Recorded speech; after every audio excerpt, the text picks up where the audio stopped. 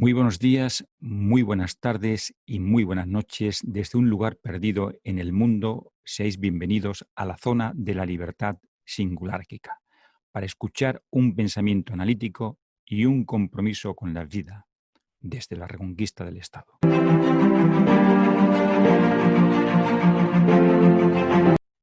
Se trata de conocer quién es el fiscal Martín Rodríguez Sol, que ha denegado el auxilio que solicitó don Santiago Royuela de una manera tosca jurídicamente y miserable humanamente, propia del derecho de los progresistas.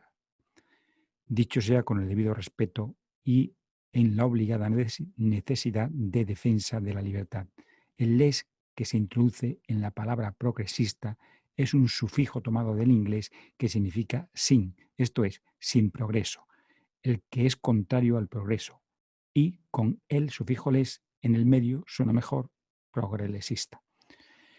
Este fiscalillo, que duró en su cargo algo más de 6 meses como fiscal jefe superior del Tribunal de Cataluña, concretamente desde julio de 2012 hasta marzo de 2013, poco después de ser nombrado en noviembre de 2012, el fiscalillo Sol abrió diligencias contra el diario El Mundo por su información sobre supuestas cuentas bancarias en Suiza del presidente de la Generalidad de Cataluña, Arturo Mas.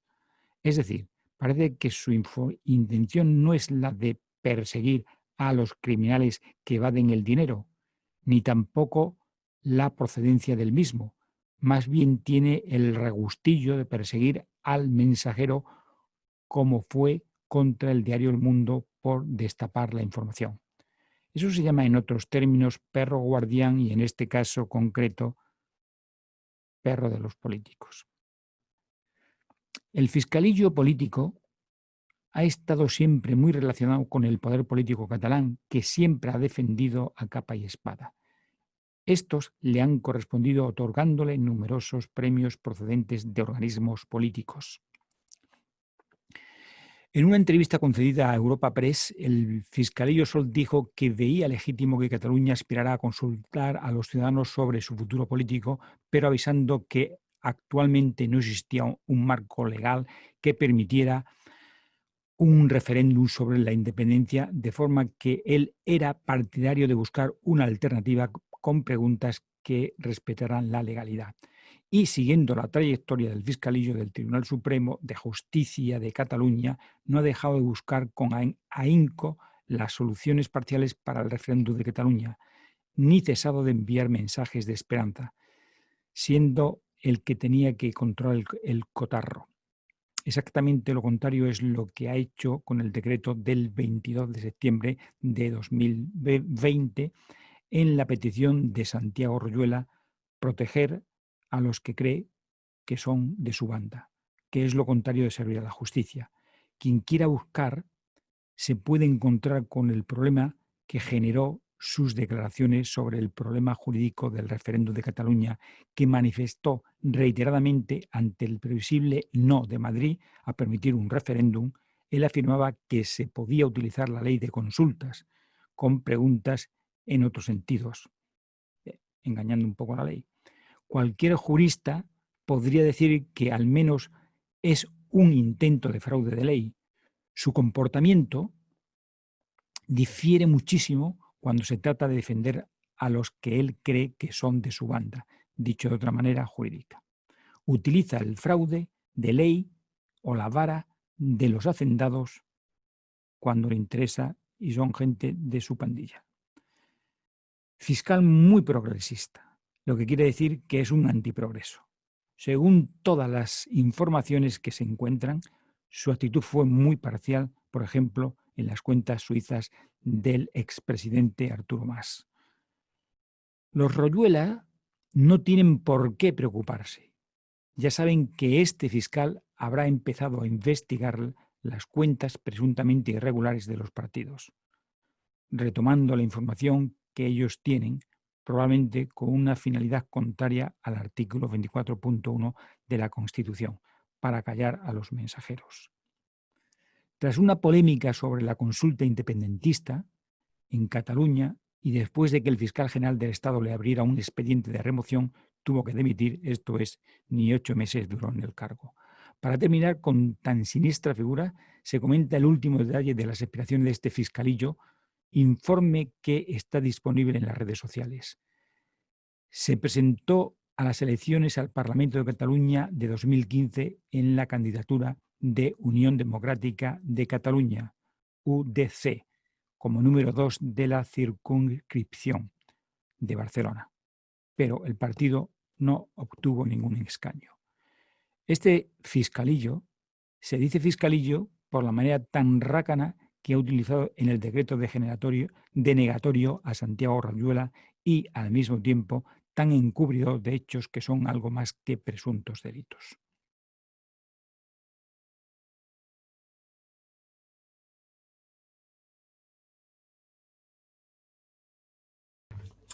A la Fiscalía del Tribunal Superior de Justicia de Cataluña, a la atención del ilustrísimo señor don Martín Rodríguez Sol, Barcelona, 22 de septiembre de 2009. Don Santiago Royola Samid, provisto de DNI y tal, en base a la contestación por parte de esta Fiscalía, en base a mi escrito de solicitud de protección y amparo, así como recordar el deber a la Fiscalía de perseguir el delito, en el expediente gubernativo 43-2020 expongo: 1. Adjuntamos las diligencias llevadas a cabo por el Tribunal Superior de Justicia en el año 2009 para que comprendan la magnitud del asunto y de cómo se cerraron esas diligencias en las que esta Fiscalía alude en su escrito de contestación. Si hubiese sido inverosímil, como dice la Fiscalía en su escrito de respuesta, ¿por qué las instruyeron durante 4 meses en esas fechas? ¿Por qué en esas diligencias que ha mencionado la Fiscalía llegan a citar a más de 60 personas con abogados, entre ellas magistrados, fiscales, policías, médicos forenses, etcétera? Pregunta a su compañera María Teresa Conte-Massacs, que estará bien enterada del asunto, pues acabó prevaricando junto a Mena y la presidenta del TSJ.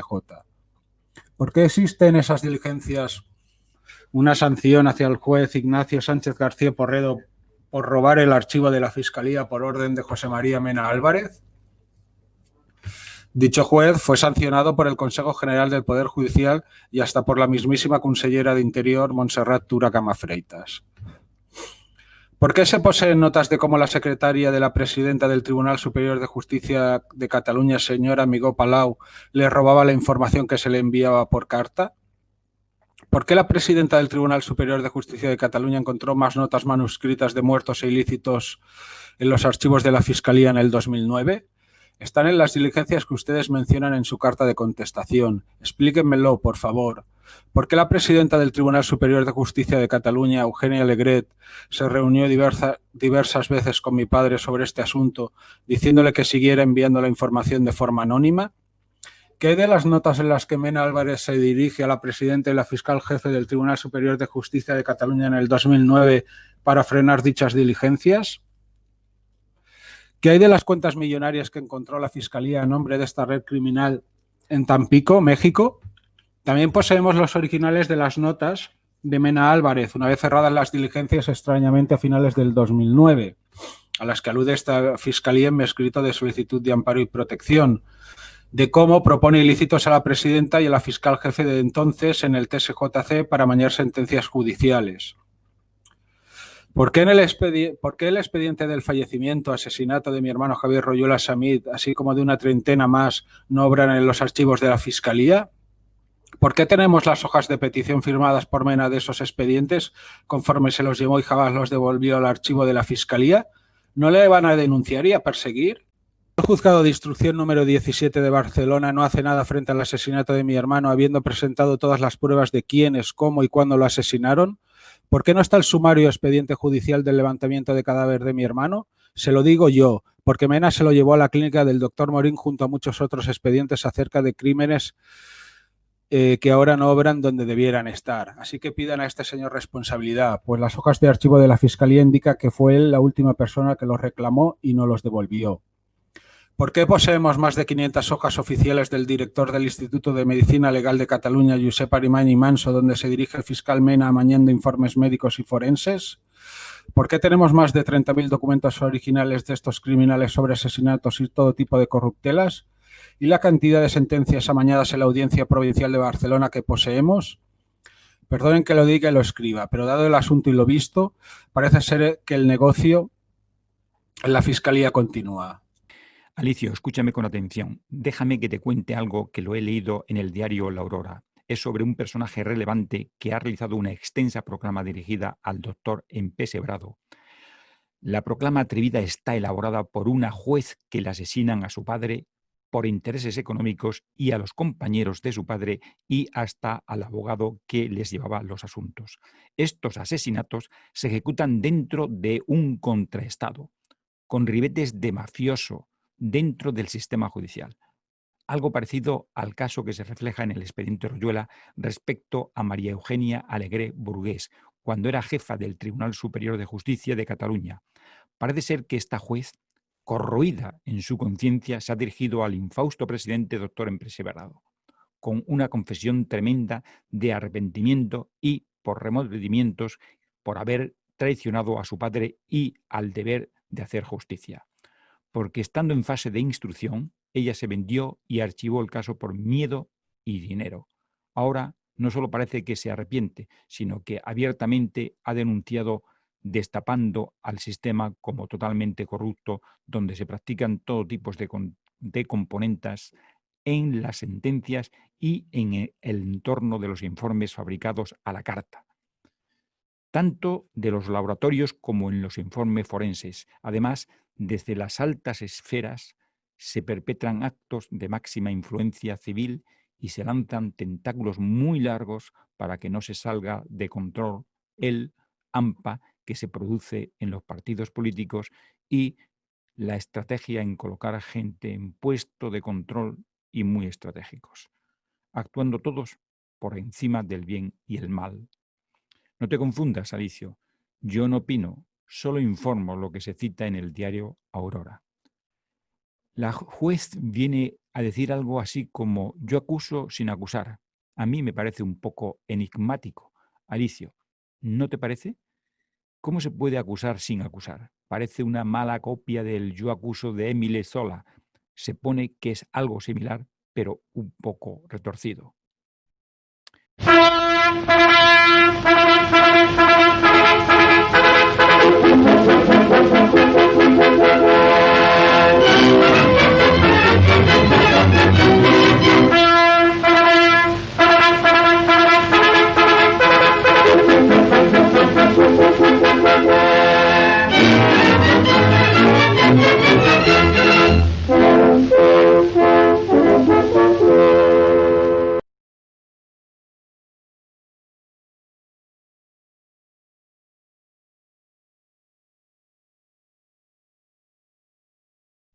El titular es: yo acuso porque no puedo acusar. Dice así en 10 acusaciones. Primera: yo podría acusar, pero no acuso por miedo, por la importancia de los delitos de los políticos, de los partidos, del sistema judicial y del gobierno democrático. Dicho de otra manera, por la relevancia de las personas e instituciones que ejecutan las acciones delictivas, minimizando riesgo y extrayendo brutales beneficios. Segunda acusación: yo podría acusar, pero no acuso por miedo, por la importancia del número de personas que sufren por el camino las acciones criminales. Tercera acusación: yo podría acusar, pero no acuso por miedo, por la importancia de la vara doble y arbitraria de medir la ley de forma exponencialmente injusta hacia los débiles, vara que sirve de guía para practicar el mal hacia la ciudadanía. Vara de moral tenebrosa despoja a quien la sufre de la condición humana, degrada en definitiva al ciudadano hasta reducirle a simple cosa. Cuarta acusación: yo podría acusar, pero no acuso por miedo, por la importancia de la brutal censura y la obediencia debida por intercambio de favores para que todo salga como conviene que salga. Yo podría acusar, pero no acuso, es la quinta acusación, por la importancia de la corrupción con ribetes escandalosos que ha degradado a otras entidades civiles por el soporte dado por las autoridades, la aquiescencia o propiciando el uso indebido de estructuras como abortorios especializados en embarazos de más de 5 meses, corrupción que no para de extenderse a chiringuitos y demás pesebres, a servicios paramilitares y a redes variopintas donde además ubican cargos revelantes colocados estratégicamente para controlar el negocio de la sociedad. Sexta acusación: yo podría acusar, pero no acuso, por miedo, por la importancia de organizaciones implicadas en los delitos, por calidad en la práctica de los mismos y por la dimensión horizontal del delito a la sociedad civil, como asesinatos por encargos, tanto provenientes de despachos de abogados como de la mafia calabresa o la organización de robos de droga como negocio. Sexta acusación: yo podría acusar, pero no acuso por miedo, por la importancia del uso de la droga en su utilización maligna como moneda de cambio de favores y para lograr corruptelas de todo tipo. Octava acusación: yo podría acusar, pero no acuso por miedo, por la importancia de la proliferación de sectas secretas, integradas en bandas esotéricas, de pertenencias ocultistas y transgresoras del ordenamiento jurídico, y de obediencia masónica ciega que está por encima de la Constitución. Novena: yo podría acusar, pero no acuso por miedo, por la importancia del silencio más absoluto o resoluciones relativas inspiradas en lo que se da en llamar relativista de la cultureta. En términos jurídicos, se produce por la corrupción institucional que humilla y esclaviza al ciudadano, que solicita alivio y recibe arbitrariedad aterradora. En el grado opuesto, cuando el sistema aplica salvaje y cruelmente las leyes sobre el que no se repliega o no se somete a la autoridad o no se atreve a discrepar mínimamente o disidente o no es sumiso a cuestiones o cuestiona las doctrinas oficiales, en muchos casos adoptadas patéticamente como producto de la corrupción. Décima acusación: yo podría acusar, pero no acuso por miedo, por la importancia de los crímenes que existen y no han sido detectados presuntamente por estar encubiertos. Llegado a este punto, Thanatos se interroga: ¿qué es eso de yo puedo pero no acuso? ¿No debería ofrecer un epílogo de esperanza en esa declaración voluntaria para toda la gente que ha sufrido su participación en las corruptelas? Alicio inmediatamente interviene: debería bastarte, Thanatos. Él acusa sin poder acusar, es un reconocimiento claro de la deshonra hacia su propio padre. Ningún padre querría tener un hijo que, siendo su hijo el juez del caso y conociendo la trama criminal que asesina a su padre, el padre, si volviese a resucitar, se moriría de pena, al comprobar que su hijo les vendió al criminal Silencio por un puñado de monedas a sus propios asesinos. No hay que olvidarse que ella era la juez. Es difícil asimilar toda esa traición. Por eso es importante todo lo que dice de esta locura social de corruptelas organizada en la que se saca la vara especial para medir a los hacendados con el fin de protegerlos, archivando con el sistema relativista de la cultureta sin necesidad de investigar. Considera que este primer paso no está mal y está indicando el camino a seguir. Escucha. Desde una asociación se puede, en un entorno al expediente Royuela, la asociación, se podría proclamar un edicto que fuese legal, siguiendo los pasos que los catalanes llaman democráticos, ese sistema de secesión. Se podría investir de poderes a un ciudadano previa a una elección que le legitimase, otorgarle el poder del edicto, del yo acuso porque puedo y debo acusar, y proclamar una amnistía para los 5 primeros implicados que canten la Traviata, una práctica habitual en todo el mundo. Por todo esto, Thanatos se llega a la reflexión compartida por leyes y juristas que estos delitos podrían ser calificados de delitos de lesa humanidad, aplicando el agravante del Código Penal que ratifica que a los transgresores de este tipo de delitos se les impondrá penas superiores, especialmente si es la autoridad o funcionario público quien los cometiese. Se les aplicará, además de las penas correspondientes, las de inhabilitación absoluta por tiempo de 10 a 20 años, es decir, inhabilitación especial para empleo o cargo público según el artículo 616.2 del Código Penal. Hay que revestirse de todo el coraje que haga falta y plantarse sólidamente y decir prudentemente, pero con la firmeza y fortaleza de a quien le han arrebatado la justicia y le han usurpado la libertad, que estos hechos tienen las características jurídicas para fundamentar correctamente que se está ante delitos de lesa humanidad, cometidos ampliamente contra la sociedad, dicho sea con el debido respeto, y por necesidad estricta para no continuar sufriendo una defensa insuficiente que impida recuperar la necesaria libertad humana. Esta canción hice ayer y me hace gracia porque a la gente le gusta la canción, pero vienen asustados y me dicen, ¿tienes valor para decir eso? Y parece mentira que estando en España haya gente con miedo a decir lo que piensa.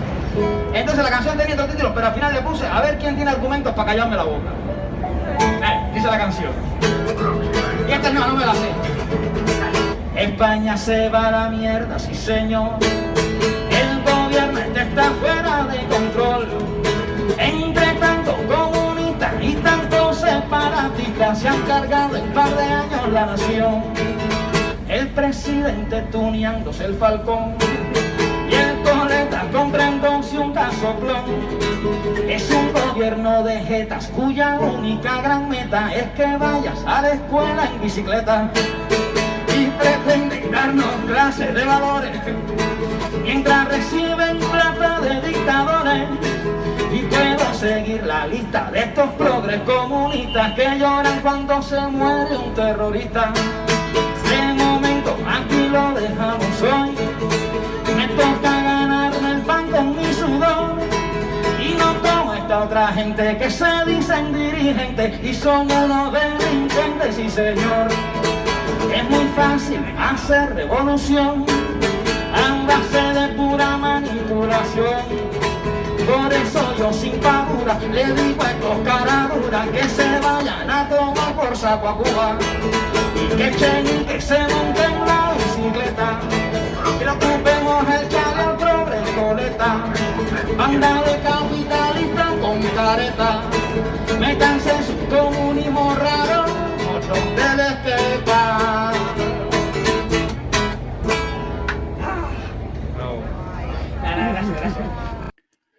En esta sección llamada Luciferina, donde se trae a personajillos que, por su esencia, no saben otra cosa que sembrar el odio y anular la libertad, se trae a colación a todo el gobierno español y en especial a los jefes Doctor Empesebrado y la tuerca Pachanguera, que se disputan la maldad.